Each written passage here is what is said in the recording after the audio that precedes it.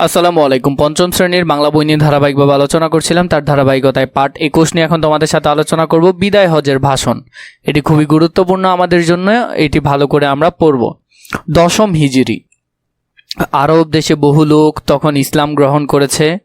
মহানবী হজরত মোহাম্মদ সাল্লাল্লাহু আলাইহি সাল্লাম মানুষের কাছে পৌঁছে দিয়েছেন শান্তি ও সাম্যের বাণী। এই সময় মোহাম্মদ সাল্লাল্লাহু আলাইহি ওয়াসাল্লাম মদিনায় বসবাস করতেন। তিনি তার জন্মস্থান মক্কায় যেতে চাইলেন। এই খবর চারদিকে ছড়িয়ে পড়ল। মদিনার হাজার হাজার মানুষ জড়ো হলো তার কাছে। জিলকদ মাসের শেষে মহানবী হযরত মুহাম্মদ সাল্লাল্লাহু আলাইহি সাল্লাম সবাইকে নিয়ে মক্কায় এলেন। মক্কার লোকেরাও মহানবীকে সাল্লাল্লাহু আলাইহি সাল্লামকে দেখার জন্য ছুটে এলো। সেবার আরব দেশের নানা প্রান্ত থেকে প্রায় 2 লাখ মানুষ হজ পালন করতে মক্কায় এসেছিল। এত মানুষ দেখে মুহাম্মদ সাল্লাল্লাহু আলাইহি সাল্লাম মন আনন্দে ভরে গেল। তিনি সমবেত মানুষের উদ্দেশ্যে ভাষণ দিলেন। আরাফাতের ময়দানে মহানবী হযরত মুহাম্মদ সাল্লাল্লাহু আলাইহি সাল্লাম এটি শেষ ভাষণ। মানে সে ময়দানে তিনি তো জানতেন যে তিনি হয়তো চলে যাবেন, এই জন্য তিনি এই ভাষণটিকে বিদায় হজের ভাষণ হিসেবে বলে গেছেন। তার জীবনে এটি শেষ হজ, মানে তিনি এই শেষবারের মতো হজ করেছেন। আর তাই এই ভাষণ বিদায় হজের ভাষণ নামে খ্যাত। তার জন্য এই ভাষণটাকে বিদায় হজের ভাষণ বলা হয়। মানব জাতি চিরদিন তার এই ভাষণকে গভীর শ্রদ্ধায় স্মরণ করবে। মানে ভাষণটা এত গুরুত্বপূর্ণ যে আমাদের প্রয়োজন সবসময় এটি পড়া এবং মনে রাখা। ভাষণের শুরুতে তিনি আল্লাহর প্রশংসা করেন। এরপর সমবেত মানুষের দিকে তাকিয়ে বলেন, হে লোক সকল, মনে রেখো একদিন তোমরা আল্লাহর কাছে হাজির হবে। পৃথিবীতে তোমরা যে কাজ করছো আল্লাহ তোমাদের কাছে তার হিসাব চাইবেন। মানে আমরা পৃথিবীতে যাই করি না কেন এগুলোর জন্য আমাদের কাছে মহান আল্লাহ তাআলা হিসাব চাইবেন। নবীজি বললেন, হযরত মুহাম্মদ সাল্লাল্লাহু আলাইহি সাল্লাম, আমাদের নবীর নাম আসলে আমরা সব সময় সাল্লাল্লাহু আলাইহি সাল্লাম পড়ব। তোমাদের গোলাম ও আল্লাহর বান্দা। মানে আমাদের কাছে অনেক সময় থাকে না, আমরা অনেক মানুষকে কর্মচারী হিসেবে রাখি অথবা গোলাম হিসেবে রাখি, তারাও কিন্তু আল্লাহর বান্দা। তাদের প্রতি নিষ্ঠুর ব্যবহার করো না, আমরা তাদের প্রতি নিষ্ঠুর ব্যবহার করব না। তোমরা নিজেরা যা খাবে তাদেরও তাই খেতে দেবে, মানে আমরা যা খাবো তাদেরও তাই খেতে দিব। নিজেরা যে কাপড় পরবে তাদের তাই পরতে দেবে। কোনো গোলাম যদি নিজের যোগ্যতায় আমির হয় তবে তাকে মেনে চলবে। মানে বলতেছে কোনো গোলাম যদি নিজের যোগ্যতায় আমির হয়, মানে সে যদি নিজের যোগ্যতা দিয়ে, শক্তি দিয়ে, সামর্থ্য দিয়ে বড় কিছু হয়, তাহলে তাকে আমরা মেনে চলব। কখনো অন্যায় ও অবিচার করো না।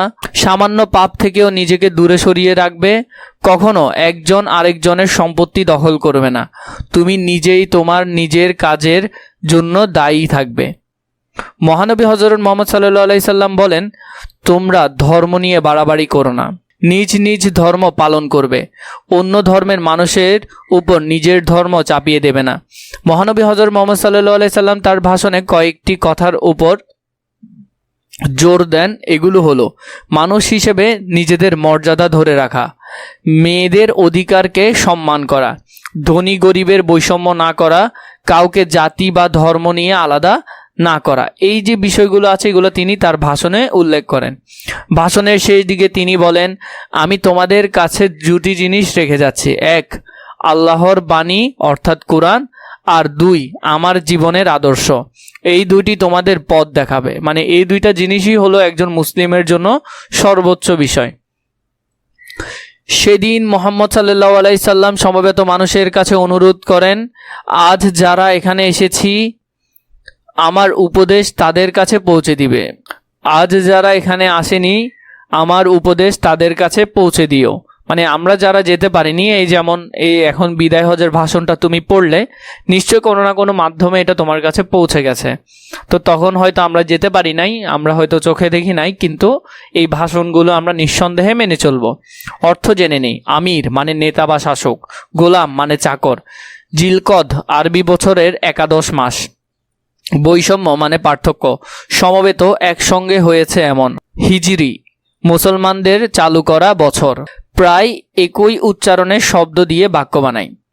ভাষণ মানে বক্তৃতা, তিনি ভাষণে গুরুত্বপূর্ণ কথা বললেন। বাসন মানে পাত্র, বাসন ধুয়ে খেতে দাও।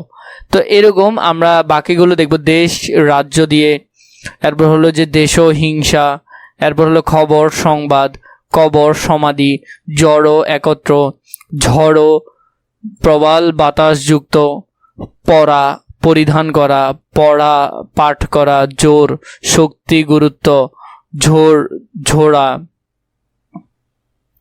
অন্য অপর, অন্য ভাত, প্রতি প্রত্যেকের উপর, পতি এবং স্বামী। এই যেগুলো আছে এগুলো এখন আমরা ধারাবাহিকভাবে পূরণ করব। তাহলে এখানের মধ্যে আমরা যেটা দেখছি, ভাষণ মানে বক্তৃতা, তিনি ভাষণে গুরুত্বপূর্ণ কথা বললেন। ভাষণ মানে পাত্র, বাসন মানে পাত্র, বাসন ধুয়ে খেতে দাও। দেশ মানে রাজ্য, দেশকে ভালোবাসতে হবে। এরপর হলো যে দেশও হিংসা, ভাই ভাইয়ে দেশও থাকা উচিত নয়। খবর সংবাদ, সংবাদপত্রে নানা খবর থাকে। কবর সমাধি, কবর জিয়ারত করা ভালো। জড়ো একত্র, সবাই ভাষণ শোনার জন্য জড়ো হলো। ঝড়ো প্রবাল বাতাসযুক্ত, ঝড়ো হাওয়া বইছে, বাইরে যেও না। পরা পরিধান করা, চাকরকে ভালো পোশাক পরতে দাও। পড়া পাঠ করা, পড়া শেষ করে খেলতে যাবে। জোর শক্তি গুরুত্ব, তিনি ভাষণে কথাটি জোর শক্তি বা গুরুত্ব, তিনি ভাষণে কয়েকটি কথার উপর জোর দেন। জোর জোড়া, জোর বেঁধে কবুতরগুলো আকাশে উঠছে। অন্য অপর, অন্য ধর্মের মানুষের উপর নিজের ধর্ম চাপিও না। অন্ন ভাত, অন্ন ও বস্ত্র মানুষের মৌলিক অধিকার। প্রতি প্রত্যেক, উপর, প্রতি সপ্তাহে একদিন স্কুল ছুটি থাকে। পতি স্বামী, পতি পত্নী মিলেই সংসার। এভাবে করে তোমরা এগুলো খুবই সুন্দর করে এখানে লিখে ফেলতে পারবে। পরবর্তীতে যদি আমরা দেখি, ঠিক মতো উচ্চারণ করি। অনুরোধ, এটা আসলে উচ্চারণটা হলো এরকম, অনুরোধ।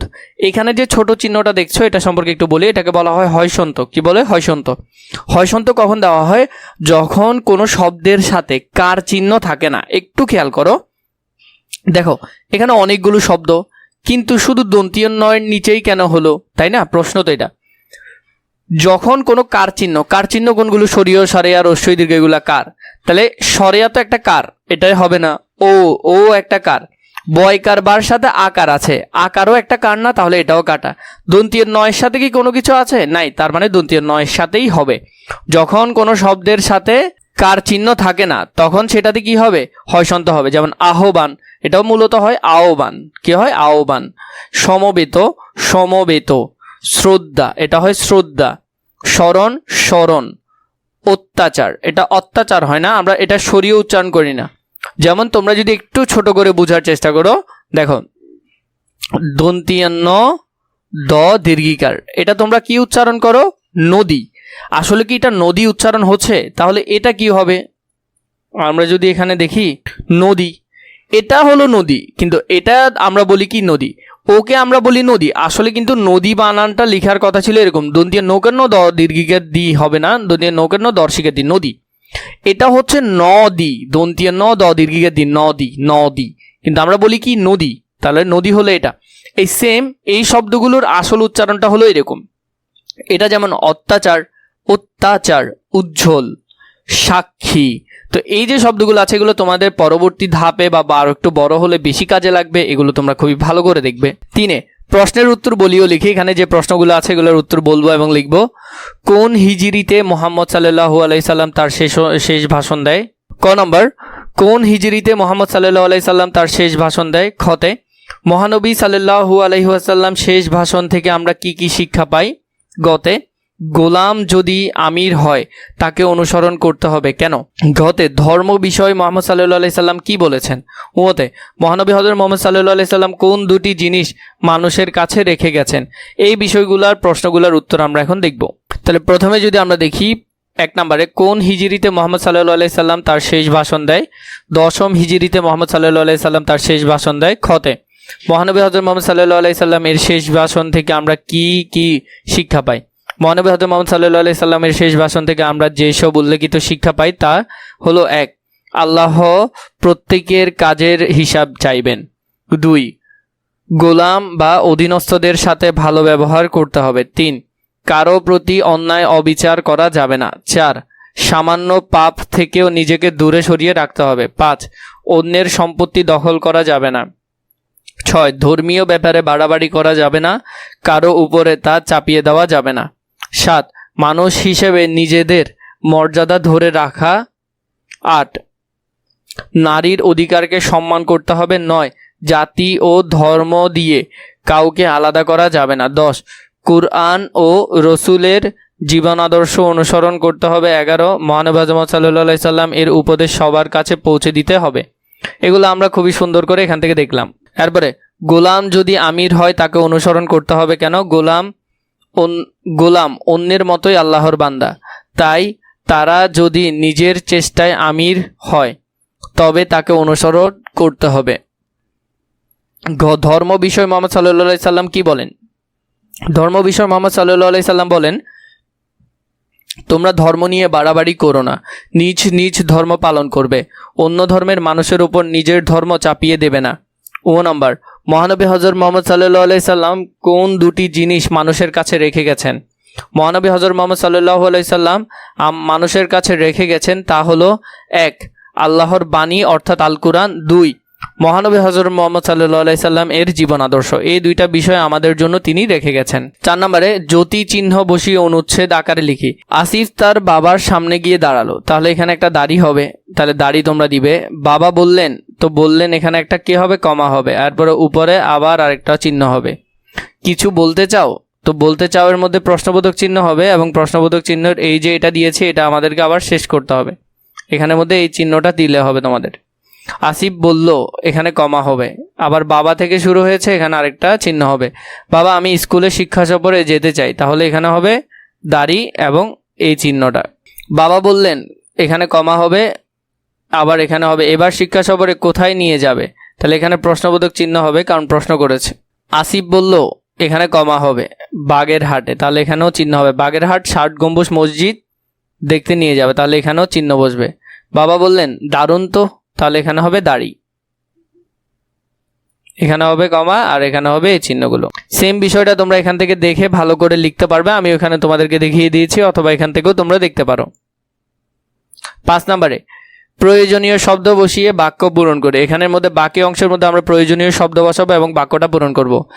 বিদ্যালয়ে আসার পথে, তাহলে এখানে আমরা লিখব ছুটি হয়ে গেল তমাল, তানিয়া বাংলায় ভালো, কিন্তু এরপর হলো আমরা সবাই মিলে ওই পাখিটা ঢ্যাস, এরপরে বেশ তো এবার না হয়। তাহলে এখানের মধ্যে আমরা এই বিষয়টা একটু ভালো করে দেখব। তাহলে এখান থেকে আমরা বাকি অংশটা লিখতে পারি, বিদ্যালয়ে আসার পথে দুর্ঘটনা দেখলাম, তাহলে এটা বাকিটা পূরণ করতে পারবে এখান থেকে। ছুটি হয়ে গেলেও তমাল স্কুল প্রাঙ্গণে বসে রইল, তাহলে এটা হবে বাকি অংশ। এরপরে ঘতে তানিয়া বাংলায় ভালো কিন্তু ইংরেজিতে দুর্বল, তাহলে হবে এটা। ঘতে আমরা সবাই মিলে দেশকে ভালোবাসবো, ওই পাখিটা ভারী সুন্দর, বেশ তো এবার না হয়ে আসি। তাহলে এইভাবে করে আমরা এই লেখাগুলো সুন্দর করে এখানের জন্য পূরণ করতে পারবো। পরবর্তীতে যদি অন্যান্য ভিডিও প্রয়োজন হয় নিশ্চয়ই আমাকে কমেন্ট করে জানাবে।